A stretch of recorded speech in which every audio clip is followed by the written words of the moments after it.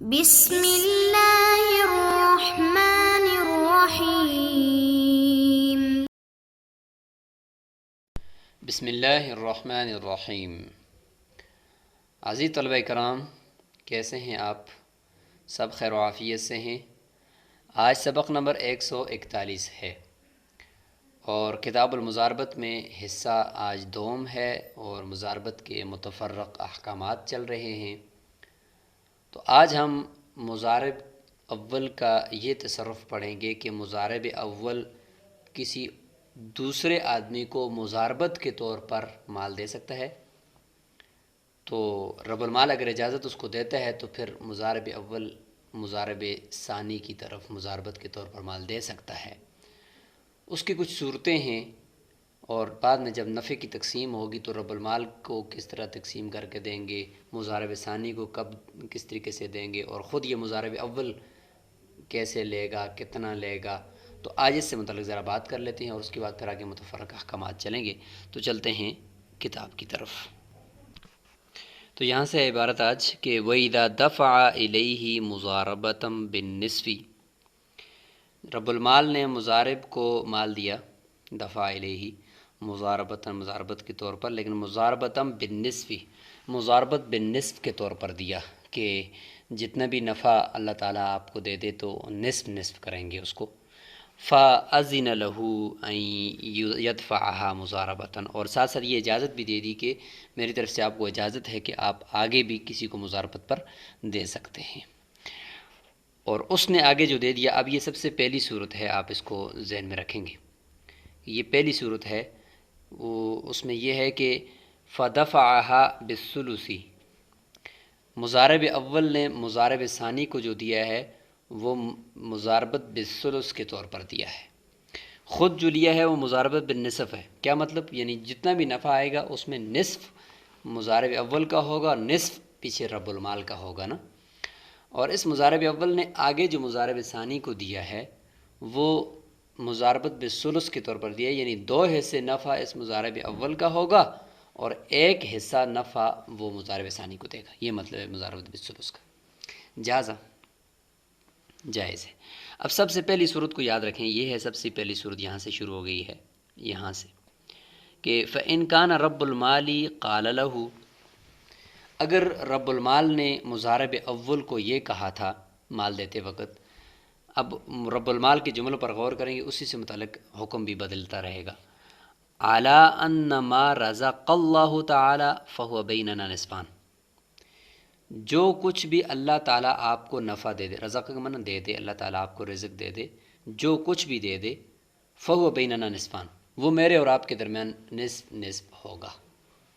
تو رب المال کا جملہ یہ بتا رہا ہے کہ جتنا بھی نفع آئے گا اس مجموعہ نفع کا آدھا میرا آدھا تیرا۔ ٹھیک ہے، تو ظاہر ہے کہ اس میں یہ بات سمجھ میں آ گئی کہ اگر 10,000 روپیہ نفع آ گیا، 1 لاکھ کا مال تھا، اس میں 10,000 روپیہ نفع آ گیا، تو اس 10,000 روپے میں گوئے کہ 5,000 روپیہ رب المال کا ہے، 5,000 روپیہ مضارب اول کا ہے، تو مضارب اول نے چونکہ آگے بھی مضاربت بالثلث کے طور پر دیا ہوا ہے، لہٰذا اگلا جو مضارب ثانی ہے اس کو ثلث دینا ہے۔ تو 10,000 روپیہ ہے مثال کے طور پر، تو اس کا 5,000 رب المال کا ہو گیا، وہ تو الگ کر کے فوراً رب المال کو دے دینا ہے، کیونکہ اس نے کہا ہے کہ فَهُوَ بَيْنَنَا نِصْفَانِ، جتنا بھی آئے گا نصف میرا ہے، کل کا نصف، تو 5,000 اس کا ہو گیا۔ اب پورے 10,000 کا ثلث دینا ہے مضارب ثانی کو، کل ظاہر کہ مضاربت بالثلث پر دیا ہے، مطلب ہے کہ کل نفع کا ثلث، تو کل نفع کا نصف رب المال کا ہو گیا، کل نفع کا ثلث یعنی تیسرا حصہ 1/3 وہ مضارب ثانی کو دے گا۔ تو 10,000 کا جو 1/3 ہے وہ ہے 3,333، لہذا 3,333 جو ہیں وہ مضارب ثانی کو چلے جائیں گے۔ اب اس کے لیے پیچھے کیا بچا؟ ظاہر ہے کہ 5,000 روپیہ ادھر گیا، 3,333 ادھر گیا، تو گوئے کہ 8,333 روپے اس سے چلے گئے، اور اس کے پاس 1,666 روپے گوئے کہ اس کے پاس بچ گئے ہیں، بس یہ اس کے ہیں۔ تو 1,666 روپے جو ہیں یہ 10,000 کا چھٹا حصہ ہے، 1,666.66 یہ چھٹا حصہ ہے کس کا؟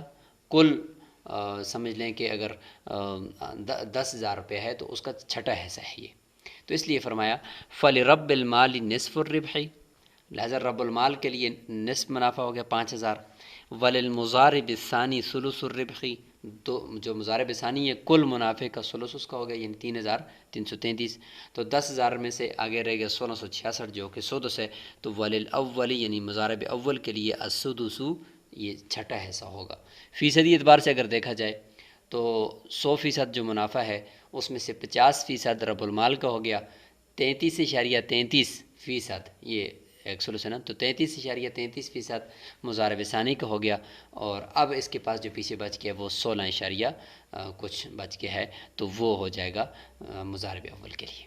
تو یہ ہے جی پہلی صورت، رب المال کے جملوں پر آپ نے غور کیا کہ انما رزق اللہ فہو بیننا النصفان وَإِن كَانَ قَالَ لَهُ، دوسری صورت، اگر مضارب اول کو رب المال جب پیسے دے رہا تھا اس وقت اس نے یہ بات کی تھی عَلَىٰ أَنَّ مَا رَزَقَكَ اللَّهُ فَهُوَ بَيْنَنَا نِصْفَانِ، پہلے تھا رزق اللہ، ضمیر ذکر نہیں کی تھی، اب یہاں پہ رزقک اللہ، رب المال مضارب اول کو کہہ رہے کہ اللہ تعالیٰ آپ کو جتنا نفع دے دے نا وہ ہمارے درمیان نصف نصف ہوگا۔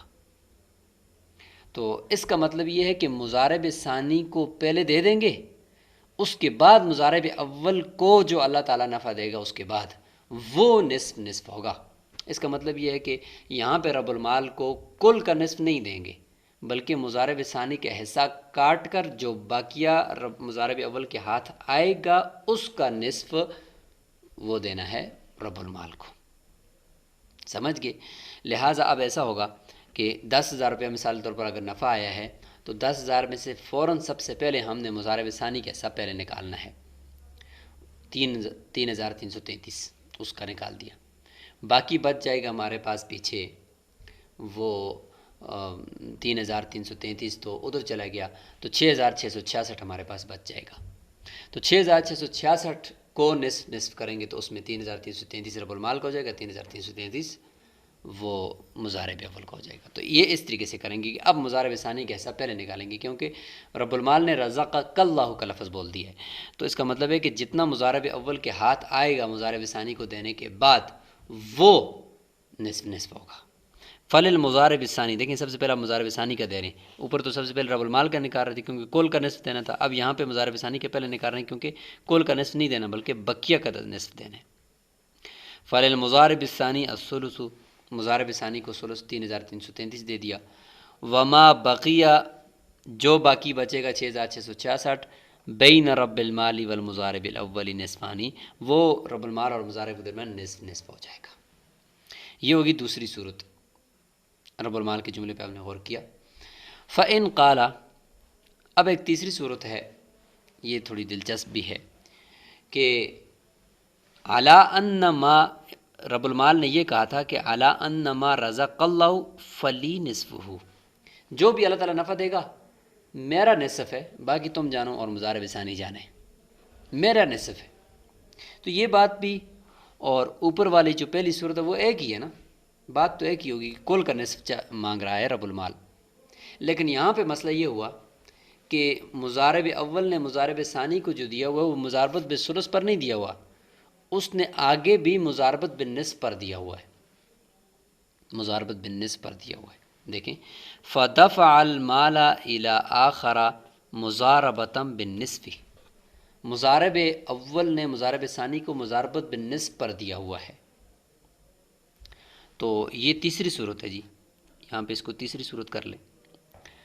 اب کیا ہوگا؟ ظاہر ہے کہ اب تو سیدھی سیدھی بات ہے کہ کل کا نفع، کل کا نصف وہ رب المال کو مل جائے گا کیونکہ اس نے کہا مجھے نصف چاہیے جو بھی نفع آئے گا، اور باقیہ جو نصف ہے وہ مضارب ثانی کا ہو جائے گا، اور جو مضارب اول ہے اس کو کچھ بھی نہیں ملے گا۔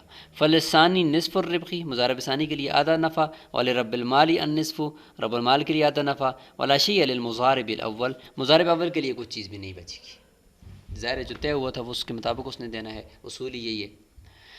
چوتھی صورت یہاں پہ ایک اور ہے، اسی صورت میں چوتھی صورت یہ آ گئی کہ مضارب اول نے مضارب ثانی کو مضاربت بالثلثین کے طور پر دیا ہوا ہے، یعنی نہ تو ایک ثلث نہ تو نصف بلکہ 2/3 2/3 مضارب ثانی کو اس نے دینا ہے، یہ طے ہوا ہے اس کا۔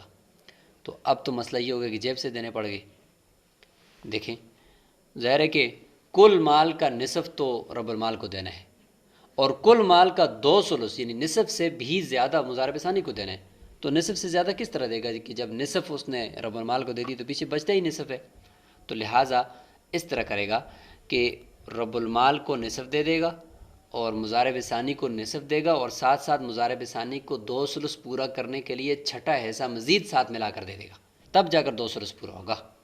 مثال کے طور پر 10,000 روپیہ نفع ہے تو 5,000 روپیہ تو اس نے الگ کر کے رب المال کو دینا ہے۔ بقیہ جو 10,000 روپیہ ہے اس میں سے بقیہ 5,000 بچ گیا، حالانکہ مضارب ثانی کو اس نے دینا ہے 6,666، جو 2/3 بنتا ہے 10,000 کا۔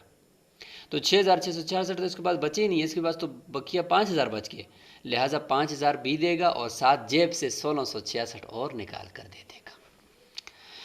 تو یہ دیکھیں کہ فَإِنْ شَرَطَ لِلْمُضَارِبِ الثَّانِي ثُلُثَيِ الرِّبْحِ، اگر مضارب ثانی کے لیے اس نے 2/3 نفع کی شرط لگائی تھی، فَلِرَبِّ الْمَالِ نِصْفُ الرِّبْحِ، لہٰذا رب المال کے لیے تو نصف منافع ہو گیا۔